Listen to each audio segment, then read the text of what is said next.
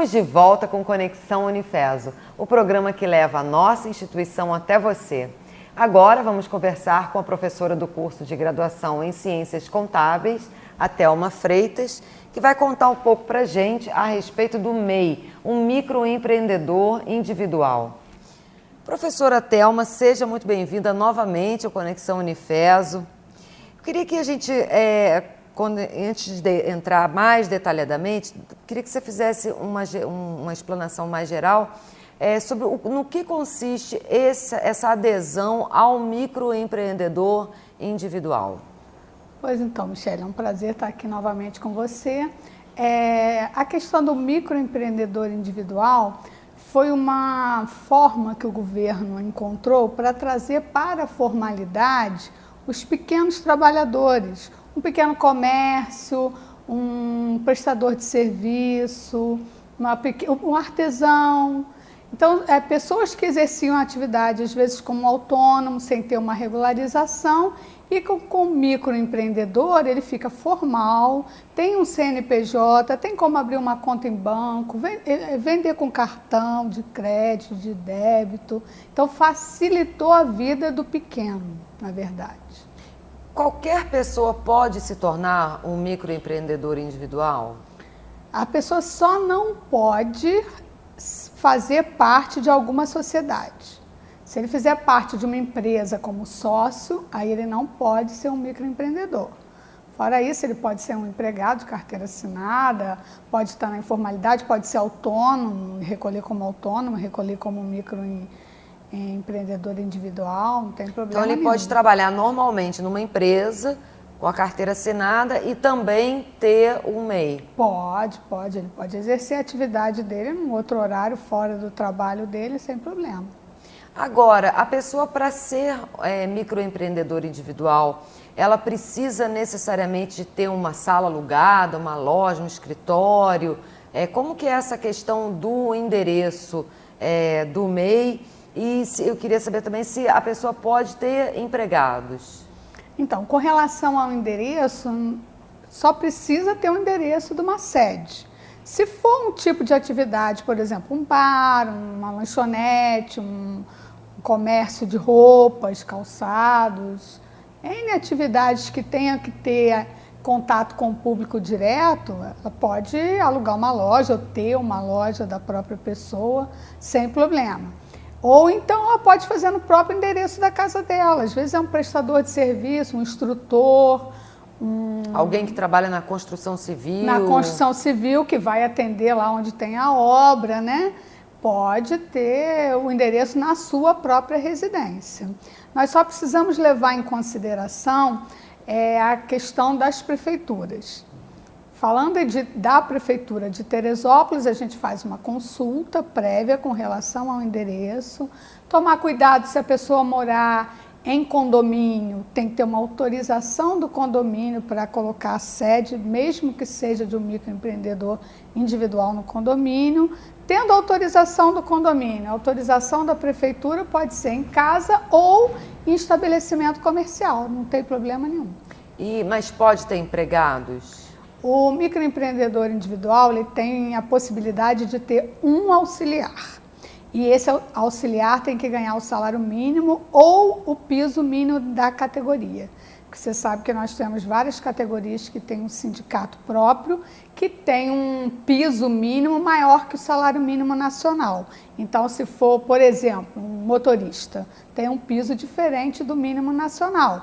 Então, se o microempreendedor contratar um motorista, vai pagar pelo piso, mas não pode pagar mais do que isso e nem ter mais que um. Então, é simplesmente um empregado com carteira assinada, respeitando o piso da categoria ou o salário mínimo nacional. Agora, tem pessoas que estão recebendo cobranças de associações, né, microempreendedores já cadastrados e que têm recebido esses boletos de cobrança. Essas cobranças são obrigatórias? A pessoa tem que pagar isso? Não, essas associações que mandam boleto de cobrança não tem obrigatoriedade nenhuma. A pessoa participa se quiser e muitas vezes nem são associações idôneas. A pessoa nunca deve ir pagando coisas que chegarem no CNPJ do MEI. A única coisa que o microempreendedor paga é uma guia que é retirada do próprio portal do microempreendedor e é um DARF, na verdade, que ele recolhe todo mês do pagamento. E essas associações, geralmente, eles buscam no cadastro, encontram lá o CNPJ e sai distribuindo cobrança. Não é devido. Esse DARF é o documento de arrecadação fiscal? Federal. Federal. Isso. E aí, nessa composição, quer dizer, pagando esse DARF, a pessoa não tem nenhum outro custo tributário? Não tem que pagar mais nenhum outro imposto pelo fato de ser MEI? Não, o microempreendedor individual só tem esse recolhimento único, que inclui aí os impostos, o ICMS, se for mercadoria, né, venda de mercadoria, se for um comércio, e o ISS, se for a prestação de serviço, e o principal, que é a Previdência. Porque enquanto ele está contribuindo, ele está exercendo a atividade dele, ele está de maneira formal no mercado, ele está contando tempo para a aposentadoria também. Tá? E com esse mínimo recolhimento ali. E isso acaba se tornando uma vantagem da pessoa sair da informalidade, né, para virar um microempreendedor, né? Fala um pouquinho dessas vantagens de se tornar um MEI. Então, eu acho que a principal realmente é a questão da cobertura previdenciária. Se a pessoa está trabalhando, de repente, Deus me livre guarde, sofre um acidente, fica incapacitado para o trabalho, pode usufruir do benefício da Previdência com o valor de um salário mínimo, enquanto estiver afastado. Ele pode se aposentar por idade e mais a contribuição do microempreendedor individual.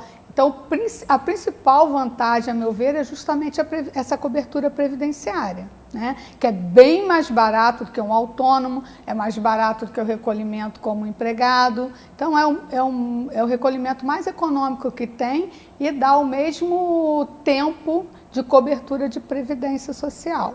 Tá? Existe também a questão econômico-financeira, porque ele vai conseguir abrir uma conta em banco em nome do microempreendedor com CNPJ e não com CPF, o que traz facilidade, por exemplo, a desconto de cheque, para pegar aquela maquininha de cartão de crédito para poder vender, para atender o cliente. Hoje em dia, você sabe, quase ninguém trabalha com dinheiro, nem cheque muito pouco, as pessoas usam mais o cartão mesmo. Então, o microempreendedor ele tem como, através do CNPJ. Então, o CNPJ traz a pessoa para o mundo dos negócios. E acaba também que tem muitas empresas que contratam, por exemplo, serviços que não contratam uma pessoa física, né? Tem que ter um CNPJ. Exatamente, para não criar o vínculo, né? Se a empresa contrata um autônomo por um determinado serviço, ela corre o risco de criar o vínculo empregatício. Já de empresa para empresa, não cria o vínculo empregatício. E para aquelas pessoas que estão interessadas em se tornarem microempreendedores individuais, como que elas devem proceder? Eu acredito que a primeira coisa que tem que fazer é procurar entender qual é o universo daquela figura, que ele passa a ser uma pessoa jurídica. Então, ele tem esses direitos todos que eu falei, mas ele também tem as obrigações. Né? Uma vez por ano ele tem que prestar a informação para a Receita Federal, ele tem que todo mês fazer uma planilha, mesmo que seja manual, com resumo do faturamento dele, porque ele tem que ter um controle do faturamento, que se ele extrapolar o faturamento, ele tem que se transformar de microempreendedor em empresa, né, em microempresa. Qual o limite desse? A gente está num período de transição. O limite anual é R$60 mil, dá em torno de 5 mil por mês. Mas saiu uma lei no final de 2016 alterando esse valor para 81, o que dá em faixa de 7 mil e pouco por mês, podendo ser um mês pelo outro. Tá? E no primeiro ano, claro, é proporcional. Mas tem que entregar a declaração. Se você não entregar em tempo hábil a declaração, você vai pagar uma multa. Todo mês você paga essa contribuição dos impostos no dia 20, se atrasar também tem multa. Se tiver um empregado contratado, tem que pagar a previdência do empregado numa guia à parte, tem que pagar o fundo de garantia, tem que fazer a comunicação para, que a gente chama de GFIP, que é para a Caixa Econômica e para a Previdência Social. Então tem várias obrigaçõezinhas relacionadas a ter o trabalhador, a ter o auxiliar, ter o colaborador do microempreendedor. Então ele deve, assim, antes de se legalizar, antes de começar, porque legalizar é muito fácil. Entra no portal do microempreendedor com seus documentos, com o seu CPF, título de eleitor ou número do recibo de entrega da declaração, se a pessoa entrega a declaração de pessoa física, e data de nascimento, endereço para a sede da empresa, está inscrito na mesma hora. Eu costumo brincar que você passa a ser uma pessoa com CNPJ, sendo que você tem que saber a responsabilidade que vem com esse CNPJ. Então, por exemplo, na cidade de Teresópolis, a gente, antes de pedir a inscrição, deve fazer a consulta do endereço, como a gente comentou aqui, da sede, junto à prefeitura. Então essa consulta ela pode ser feita numa etapa anterior ao cadastramento pelo portal? Eu até acredito que deva ser feita por conta de. Você vai lá, se inscreve no portal, depois faz a consulta. Aí o endereço não é permitido por algum motivo, aí você vai ter que encontrar outro endereço e fazer uma alteração. Se bem que também é muito simples, no mesmo site lá, no portal do empreendedor, você faz a alteração de endereço. Sem problema, também sai na hora. Mas o ideal é você já fazer o passo a passo normal, né? Consulta o endereço, tira o CNPJ, né? Depois vai à prefeitura, tira o alvará. É muito importante com relação à prefeitura que, por exemplo, se a pessoa trabalha em casa, não tem um letreiro na frente da casa dela lá anunciando, ela não precisa pagar. Mas se ela tiver um letreiro, ela precisa pagar uma taxa anual para a prefeitura.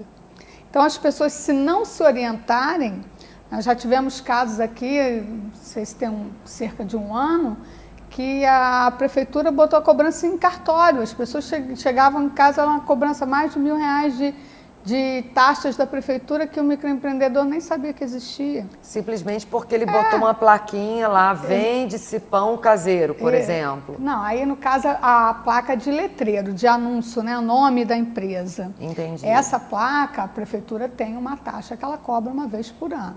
Então, se você não tem letreiro, você tem que, na hora que pede o alvará, você comunica, ó, não vou ter letreiro. Aí você não paga nada. Tá? Então, isso são orientações que não estão lá no portal, porque elas variam de prefeitura para prefeitura. Aí cada cidade é diferente, né, uma da outra. E no caso de Teresópolis, como que as pessoas podem buscar essa ajuda? Como que o curso de graduação em Ciências Contábeis do Unifeso participa dessa formação desses microempreendedores? Então, os cursos de Administração em Ciências Contábeis do Unifeso contam com a Faço Consultoria Empresa Júnior, que é uma empresa formada por estudantes da área de negócios, né, aqui na cidade, e que eles estão lá atendendo a população com a supervisão de 2 professores, um da área administrativa, outro da área contábil. E lá a gente dá todas as respostas, toda a assessoria nesse sentido dessa consulta inicial para o microempreendedor, para que ele tenha uma vida saudável na empresa dele. Para ele evitar justamente esses erros iniciais, né, que podem até inviabilizar o negócio dele. Porque pode ocorrer, quer dizer, quando ocorre, claro, é sem intenção, né? Nós temos também na cidade o Balcão Sebrae, que também ajuda nesse momento inicial, mas essa riqueza de detalhes, lá no Centro Universitário, a gente, através da empresa Júnior, da Faço Consultoria, a gente consegue dar uma boa assessoria de orientação, de tirar dúvida, de mostrar os caminhos. Agora, professora Thelma, você estava falando da questão do teto, né? O teto de faturamento mensal, que hoje está mais ou menos na casa dos R$7.000. Se a pessoa não faturar nada ao longo do ano, ela mesmo assim, ela fez o mês, se empolgou, depois passou um ano, ela até o ano passado ela estava tendo algum faturamento, mas até agora e até o final do ano, por exemplo, ela não vai ter nenhum faturamento. Está envolvida em outra atividade. Mesmo assim, ela tem que fazer esses pagamentos, ou seja, ela tem que recolher o DARF, ela tem que fazer esse procedimento? Ah, sim. Assim que você faz a inscrição, você passa a ser devedor daquele imposto. Então, você tem que pagar independente de ter faturamento ou não. E outra coisa muito importante que as pessoas não têm tido o cuidado é que se você não pagar, se você pagar atrasado, você não conta tempo para a aposentadoria. Tá? Você vai estar devedor do imposto, você tem que pagar aquele imposto e não vai contar o principal, que é o tempo para a aposentadoria. Então, mesmo sem movimento, tirou a inscrição do microempreendedor, você tem que recolher ali religiosamente todo mês no dia 20 e fazer seu pagamentozinho. Porque se você deixar de pagar, você fica devedor junto à Receita Federal, tá? E não conta tempo para a Previdência Social, esse tempo da aposentadoria, né? Então, independente de faturar, tem que recolher. E com relação a essas alterações que o governo federal pretende fazer a respeito do MEI, na sua avaliação, o que pode mudar? O que vem por aí? Então, as atividades permitidas para o ingresso ao microempreendedor tem uma gama muito grande de atividade permitida, né? O que nós não temos é, por exemplo, um atacado, que já não tem como você ter um atacado com faturamento desse tamanho, então não pode. Mas assim, em linhas gerais, qualquer comércio pode, estando dentro desse faturamento, né? E várias linhas de serviço também podem. O que o governo está estudando é diminuir esse leque de atividades permitidas, porque a ideia inicial, como eu falei para você, do governo, era tirar as pessoas da informalidade, então era tirar aquele pequeno comerciante, aquele pequeno prestador de serviço, o pessoal que trabalhava em obras, que para recolher como autônomo ficava caro. Então foi nesse sentido, só que aí ampliou o leque, nós temos lá uma lista, se você entrar no portal, uma lista enorme de opções de atividades permitidas. O governo está pensando em diminuir esse leque, em função dessa mudança toda que eles estão pretendendo na Previdência Social. Tá? A gente tem ouvido falar, está em curso aí a nova lei também para terceirização, vai afetar diretamente também os microempreendedores individuais. E a questão da Previdência, eles estão pretendendo, inclusive, aumentar, estão cogitando, né? Ainda é conversa no governo, aumentar o valor da contribuição, porque hoje a contribuição do microempreendedor individual para a Previdência Social é a menor de todas as categorias que você possa imaginar. A de empregado, a de empresário, a de autônomo. Tem até um recolhimento que é feito pelas senhoras do lar que não trabalham, tem um recolhimento mínimo, até que esse é menor. Então, ele contribui muito menos e tem o mesmo benefício lá na frente, né? E isso o governo está entendendo que está ajudando lá no problema da Previdência. No déficit da Previdência. Exatamente, eles estão pretendendo aumentar esse recolhimento na parte previdenciária, estão pretendendo diminuir a quantidade de atividades permitidas e o governo também está vendo que o benefício fiscal em torno dessa figura é para mais de 1,5 bilhão. E um problema grande que ocorre quando a gente falou, quando você perguntou, não está faturando, precisa pagar, muita gente por desconhecimento não paga. Vai lá, se inscreve, tira o CNPJ, nem sabe que tem que pagar, fica com aquele, você vai no banco, de repente faz para atender uma coisa assim momentânea, então não dá baixa, fica correndo lá aquele valor sem pagar. A estatística do governo é que tem uma inadimplência de 58% no MEI. Então as pessoas fazem a inscrição e não contribuem corretamente. Então, além de ser um benefício que a pessoa vai usufruir da Previdência pagando muito menos, o que já prejudica a Previdência, ainda tem essa questão da inadimplência. Então, por isso que o governo está pensando em rever essa modalidade. Tá? Agora, a gente sabe que o custo, por exemplo, para se fechar uma empresa, né, hoje é um custo relativamente alto, e o processo de fechamento de uma empresa é algo bastante complexo, acaba se tornando muito complexo.